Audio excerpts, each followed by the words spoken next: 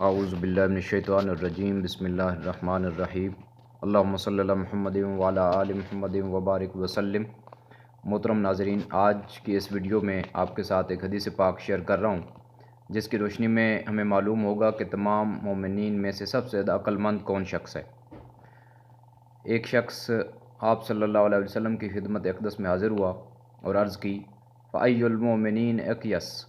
قَالَ أَكْثَرُهُمْ لِلْمَوْتِ ذِكْرًا وَأَحْسَنُهُمْ لِمَا بَعْدَهُ اسْتِعْدَادًا أُولَٰئِكَ الْأَقْيَاسُ۔ سنن ابن ماجہ میں یہ روایت موجود ہے۔ باب کا نام موت کی یاد اور اس کی تیاری کا بیان۔ تو محترم ناظرین، جب وہ شخص حاضر ہوا آقا کریم صلی اللہ علیہ وسلم کی خدمت اقدس میں اور یہ سوال عرض کیا، تو آپ صلی اللہ علیہ وآلہ وسلم نے ارشاد فرمایا کہ مومنین میں سے سب سے زیادہ عقل مند اور سمجھدار وہ شخص ہے جو ان میں سے موت کو سب سے زیادہ یاد کرتا ہے اور موت کے بعد کی زندگی یعنی آخرت کے لیے سب سے اچھی تیاری کرتا ہے، وہی سب سے زیادہ عقل مند شخص ہے۔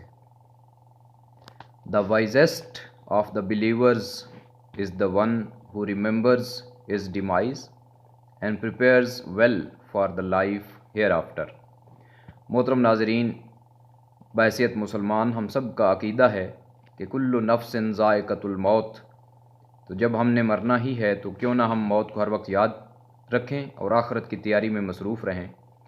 ایمان افروز چینل کی مزید ویڈیوز کے لیے اس کو سبسکرائب کر لیں اور نئی ویڈیوز بر وقت وصول کرنے کے لیے نوٹیفیکیشن بٹن بھی پریس کر دیں۔ بہت شکریہ۔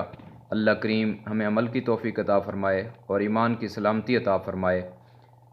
السلام علیکم ورحمۃ اللہ وبرکاتہ۔